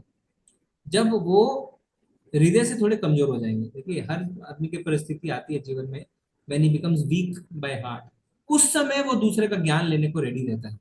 उस समय ज्ञान ले दीजिए कि सब कुछ करके देख लिया ना, हो गया ना, अब ये 5 मिनट भगवान का नाम लेके भी देख लो, नुकसान तो कुछ नहीं है। और अगर उनकी भौतिक परिस्थिति थोड़ी सी सुधर गई, अब तो नाम में विश्वास हो गया, अब वो नाम लेते ही जाएंगे, लेते जाएंगे, और धीरे धीरे नाम अपना कार्य करना शुरू करेगा। ठीक है? प्रभु जी अभी तो ऐसी कंडीशन हुई थी जब हमने उनको बोला था, अभी बहुत बीमार हो गए थे, तो तब हमने बोला था। और उसके पहले से मैं उनको धाम में ले जाने के लिए बहुत कोशिश कर ली, तो वो कहते अभी तबीयत ठीक नहीं है, बाद में चलेंगे, अभी तबीयत ठीक नहीं है। अब ये कंडीशन है कि मतलब और ज्यादा डाउन होती जा रही है उनकी कंडीशन। उनको उनको यही सिचुएशन बोलिए कि ठीक है आपको घर बैठे ही करना है, नाम लेके देखो, सारी चीजें तो आप करते हो, 5 मिनट मेरे कहने से खाली एक माला कर लो। माला नहीं करनी, काउंटर पे कर लो। फिर आप देखेंगे माता जी, एक बार नाम अगर आपने जपना शुरू कर दिया ना, कलयुग का धर्म है, कलयुग का धर्म है भगवान का नाम लेना। और भगवान का कोई नाम ले और उसके अंदर फर्क नहीं पड़े, ऐसा हो ही नहीं सकता, पॉसिबल। प्रभु जी हरे प्रभु जी कृष्ण। प्रभु जी जिनका भी जिनकी श्रद्धा नहीं होता है नाम जपने के लिए, उनको अगर हम जबरदस्ती लेने के लिए बोलेंगे तो नाम अपराध होगा ना नहीं? नहीं, वो क्या है, उसका नाम अपराध है कि इंस्ट्रक्टिंग अ फेथलेस पर्सन। यहाँ पे फेथ है, एकादशी का व्रत चल रहा है, भगवान, ऐसा नहीं है कि भगवान पे विश्वास नहीं है, नाम नहीं लेना चाह रहा। फेथलेस पर्सन मतलब जो बोलता है वो भगवान में विश्वास ही नहीं करता है, ऐसा नहीं है, एकादशी का व्रत कर रहे हैं उनके मुताबिक। और बोलते हैं आप कौन है, आप करो, हमको क्यों बोल रहे हो, आप करो, ऐसे बोलते हैं। हम वो बोलेंगे, देखिए ये बहुत बैलेंसिंग एक्ट है, कभी किसी को ज्यादा पुश करेंगे ना कोई चीज को, उससे नफरत भी हो जाती है लोगों को, तो बहुत बैलेंस्ड वे में करना है। जी प्रभु जी बहुत खतरनाक बोलते हैं। वो क्या ना, कभी कभी माला करते हैं ना, आके बोलते हैं कि ये हरे कृष्णा ही तुम्हें खाना मिलेगा क्या यही करने से। हम बोले खाना नहीं, इसमें सब कुछ मिलेगा। आएगा, उनका भी समय आएगा प्रभु, नाम तो लेना पड़ेगा सबको। हरे कृष्णा प्रभु जी। प्रभु जी एक प्रश्न था मेरा। प्रभु जी जैसे राधा कृष्ण जी की डिटीज के सामने मैं खड़ी होती हूँ तो मेरा राधा रानी पे बहुत ज्यादा ध्यान जाता है, तो ये अपराध तो नहीं बनता है कि मतलब मुझे कभी कभी दुख होता है कि मैं कृष्णा को कभी कभी बिना देखे वापस मुड़ जाती हूँ, फिर मुझे दोबारा कंसंट्रेट करना पड़ता है कि मैंने कृष्णा को नहीं देखा। नहीं, उसमें कोई बात नहीं है। प्रभु जी ये वाला तो मुझे खतरनाक हुआ था जगन्नाथपुरी में। मैं जब जगन्नाथ महाप्रभु को देखा ना, बलराम सुभद्रा मैया क्या बताए, मुझसे पाप हो गया। मतलब उधर गया ही नहीं और हमको निकाल दिया बाहर। प्रभु जी इसमें अपराध बनता है या ये क्या है? कोई अपराध नहीं है इसमें। क्या है कि देखिए, वास्तव में हमारे अंदर भगवान के प्रति सुप्त प्रेम है, पर वो प्रेम जागृत करना है। प्रभु जी बोलते हैं ना बार बार कि 25-30 साल बिता दिए, पर जब अब भगवान क्या कि फ्रूट का प्लेट लेके खड़े होते हैं कि भगवान बोल, तब पता चलता है कि हमारे मन में वास्तव में भगवान के प्रति कोई प्रेम ही नहीं। तो ये इतने अरबों करोड़ों जन्मों के मैल जमे हुए हैं ना, वास्तव में भगवान के प्रति वो सहज आकर्षण उत्पन्न करना आसान बात नहीं है। अभी हम प्रोसेस फॉलो कर रहे हैं। हाँ, कि चलो गुरु शिष्य परंपरा ने कहा है पहले भगवान के चरण के दर्शन करो, फिर धीरे धीरे ऊपर आओ, ऐसे करो वैसे, पर अंदर से सहज रूप से नहीं आता है। जैसे एक माँ का अपने छोटे से बच्चे के प्रति सहज प्रेम है, वो सहज प्रेम है नहीं, किसी का भी नहीं है, किसी का भी नहीं है ना। तो कोई बात नहीं है उसमें, कोई बात नहीं है। तो ठीक है, आप दर्शन करते रहिए। और एक बहुत ही सुंदर कोटेशन है, मैं कल परसों दिखाऊंगा सबको। कई बार कुछ, ये अभी बताता हूँ आपको, रुके, बहुत ही अच्छा है। कई बार कुछ लोग कहते हैं ना कि हमने तो भगवान के दर्शन किए हैं। कई लोग अपने एक्सपीरियंस बताते हैं। मैंने भी बताया था कि एक मंदिर में हमारे एक व्यक्ति आए और उन्होंने बताया कि मेरे बगल में भगवान बैठे थे। मैंने बताया था ना आप सबको, प्रभु जी हाँ प्रभु जी बता दिया। बताया था ना। तो हम कुछ कह नहीं सकते उनको। तो उनके जाने के बाद मैंने प्रभु जी से पूछा, यहाँ पे प्रभु जी कैसे डील करें इन सब चीजों को। तो देखिए, यहाँ पे एक बहुत ही आपको मैं अच्छी चीज दिखा रहा हूँ। प्रभुपाद जी ने डायरेक्ट बताया उसके बारे में। तो प्रभु जी ये क्या होता है, जैसे कोई ऐसे बोलता है तो इसका मतलब क्या होता है? हाँ, इसका मतलब क्या होता है मैं दिखाता हूँ यहाँ पे, ठीक है, ये देखो, दिख रहा है आपको? प्रभु जी अभी तो नहीं दिख रहा। दिख रहा है प्रभु जी। दिख रहा है ना? बस अभी हाँ प्रभु जी। प्रभु जी दिख रहा दिख रहा। हाँ, देखिए देखिए, मैं पढ़ता हूँ, ठीक है, हिंदी में समझाऊंगा। प्रभुपाद जी कहते हैं, अच्छा इसको मैं लाइव बंद कर देता हूँ, एक मिनट। हरे कृष्णा हरे कृष्णा, ठीक है। That is bogus, not only he, there are many. तो किसी ने प्रभुपाद जी को कहा होगा, प्रभुपाद जी वो कह रहा है कि हम भगवान से मिल लिए हैं, भगवान तो आए थे, मैंने एक छोटे से बच्चे को देखा, वो भगवान ही थे, है ना। प्रभुपाद जी कह रहे हैं not only he, there are many. कई लोग कहते हैं ऐसा, they will simply repeat that there are many, they come, many devotees, our life members, big men, they come। Prabhupada ji कह रहे हैं बड़े बड़े लोग आते हैं, हमारे लाइफ मेंबर वाले आते हैं, क्या कहते हैं, Swami ji I experience like this, some man came, some boy came. अरे स्वामी जी पता है हमारे साथ ऐसा हुआ, एक व्यक्ति आया था, एक छोटा सा बच्चा आया था। समझ रहे ना, वो बोलना चाहता है कि वो कृष्ण है। Means real purpose is that he wants to prove that he is already connected with the higher planning system। यानी वो बोलना चाहता है। और जो एक्चुअली मैं भी यहाँ पे था, एक व्यक्ति आके बोलते हैं और सब सारी चीज उन्होंने बता दी कि मेरे बस में ऐसे बगल में व्यक्ति था, अंधा था और इतना तेज था उसके चेहरे पे, उसने मेरे को ये बताया वो बताया। फिर बाद में बोलते हैं भगवान भी कुछ ही लोगों के साथ ऐसा करते हैं, नहीं वो बोलना चाहते हैं मैं स्पेशल हूँ। तो प्रभुपाद जी ये कह रहे हैं he wants to prove that he is already connected with higher planning system. I have got many experiences they say like that. वो लोग बोलते हैं बहुत एक्सपीरियंस हुआ हमारे जीवन में ऐसे। तो पृथुपुत्र क्या कहते हैं उनके शिष्य, yes I have also met life member saying like this. Prabhupada क्या कहते हैं अभी हमें कैसे डील करना है उन चीजों से, simply hear them, that's all. बस उनको सुनो, कोई आपको रिएक्शन देने की आवश्यकता नहीं है। One week barrister, he was my friend, he is dead, MC Chatterjee, he is a very big barrister, he used to charge 16,000 rupees for one appearance. Prabhupada ji कह रहे हैं मेरे एक मित्र थे, वकील थे, और 16,000 रुपए लेते थे एक अपीयरेंस के। MC चैटर्जी वो क्या कह रहे थे, he was stating that when that he came to Vrindavan, he met one boy। जब वो वृंदावन गए एक बच्चे से मिले, he asked me some sweets, I gave him sweet। later on when I was coming back to Delhi, I saw that boy was running on the train। तो वो बोल रहे हैं कि एक बच्चा वृंदावन में मिला, उसने मुझसे कुछ मिठाई मांगी, मैंने उसे मिठाई दे दी, फिर मैं जब दिल्ली लौट रहा था तो बच्चा ट्रेन में दौड़ रहा था।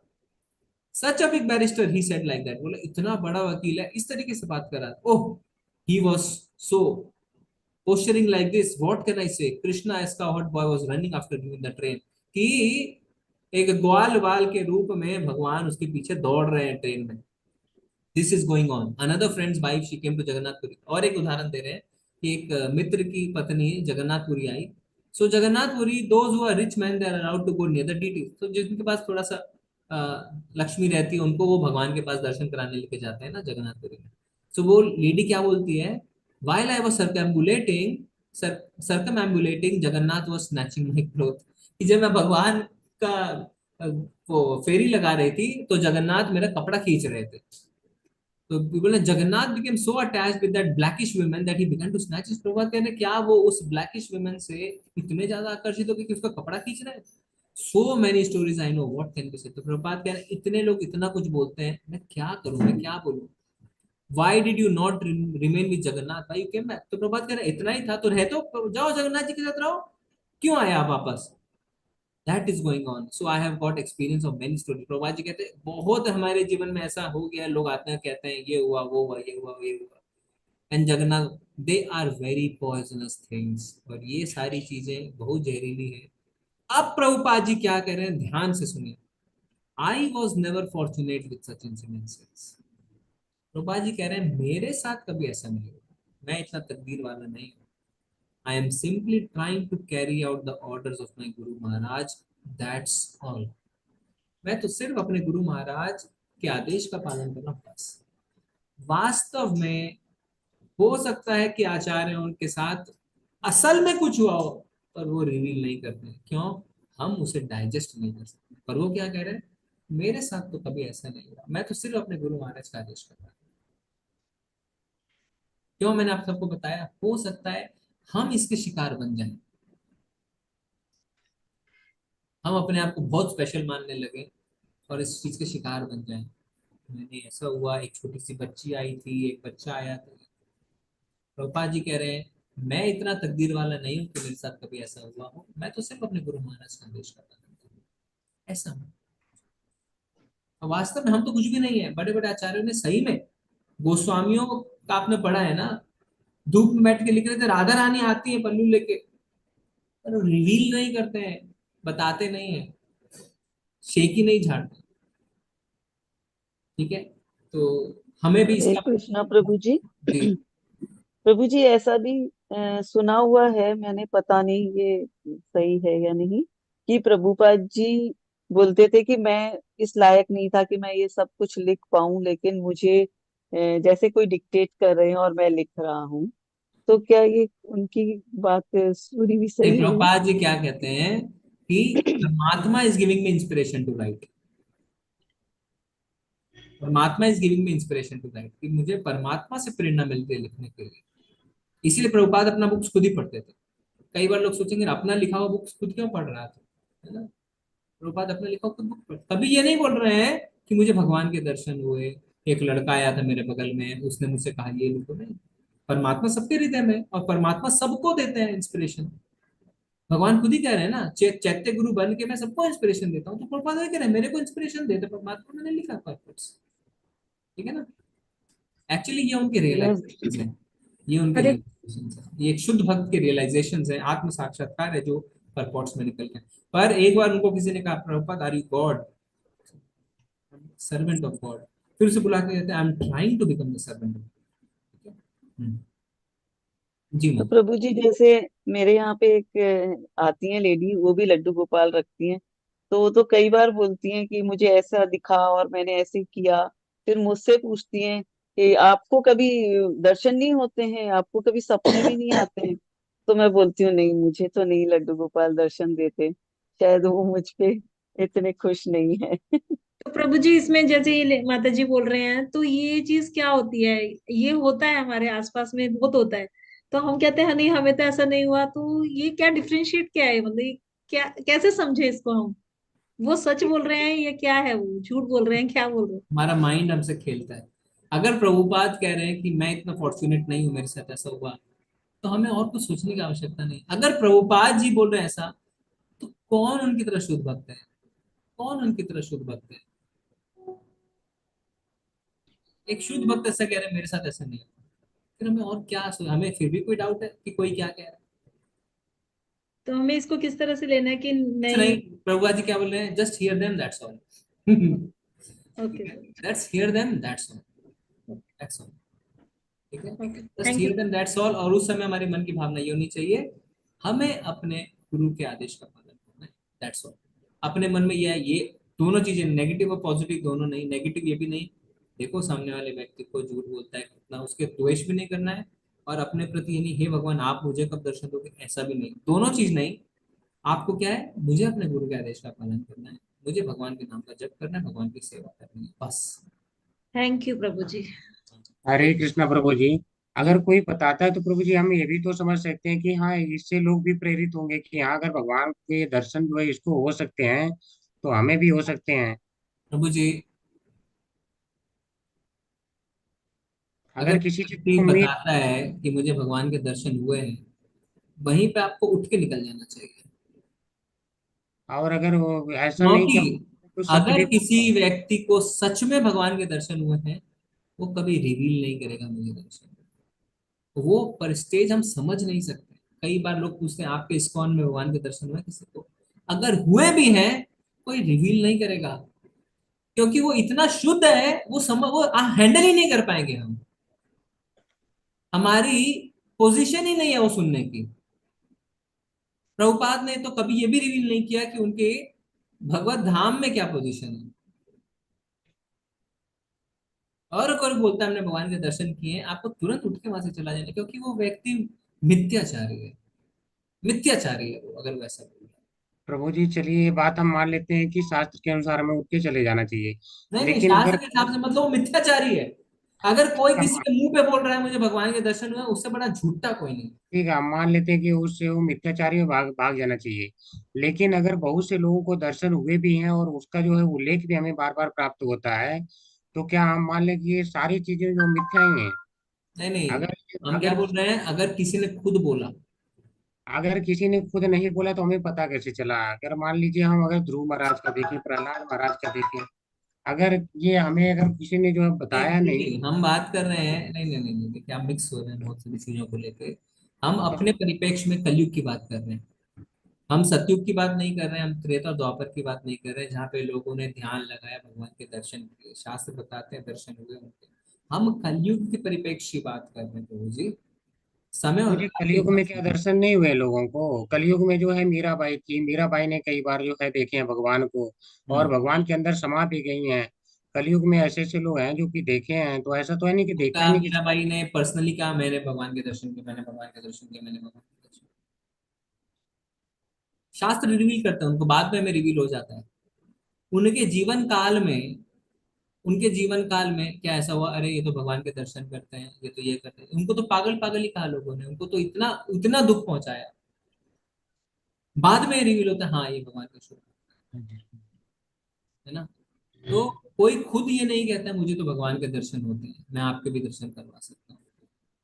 प्रभु जी जैसे कभी हम लोग पूजा करते हैं तो हमने भगवान जी को जो फूल ऑफर किए हुए हैं, कभी वो फूल गिरता है तो ये क्या, ये हम इसको क्या समझेंगे? वो हो सकता है जस्ट नहीं हो, लेकिन कभी अचानक से ऑल ऑफ सडन कुछ होता है, कोई छोटी छोटी एक्टिविटीज, तो वो भी मिथ्या होता है।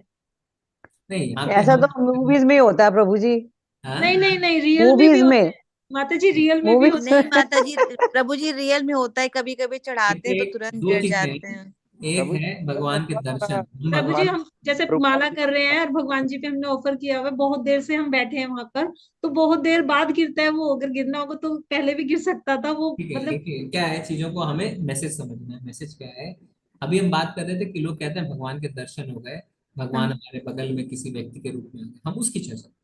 अब जहां तक संकेतों की बात है और जहां तक मन में कोई, प्रभुपाद तो ये भी कहते हैं अगर हमारे मन में कोई सकारात्मक, कोई बहुत नेगेटिव परिस्थिति में हम है और एक सकारात्मक सोच आ जाए, वो भी परमात्मा के कारण होती है। या कोई दूसरा व्यक्ति हमें बोल दे ये कर लो और हम खुश हो जाते हैं, वो परमात्मा की प्रेरणा के कारण ही है ना। तो हो सकता है ये सब सारी चीजें होती है, सांकेतिक चीजें, उसमें कुछ भी हो सकता है अभी। पर जहां तक बातें हैं कि मेरे बगल में आके बैठ गया, इसने वो किया, उसने वो किया, वो कृष्ण ही था, इन सब चीजों से हमें थोड़ा बचना चाहिए। ठीक है, आई थिंक ये चर्चा को यहीं पे हम स्टॉप करेंगे। मेरा कहने का अर्थ ये था कि इन सब चीजों से हमें समझना है कि हमारे गुरु ने क्या बताया, गुरु ने क्या पोजीशन ली है।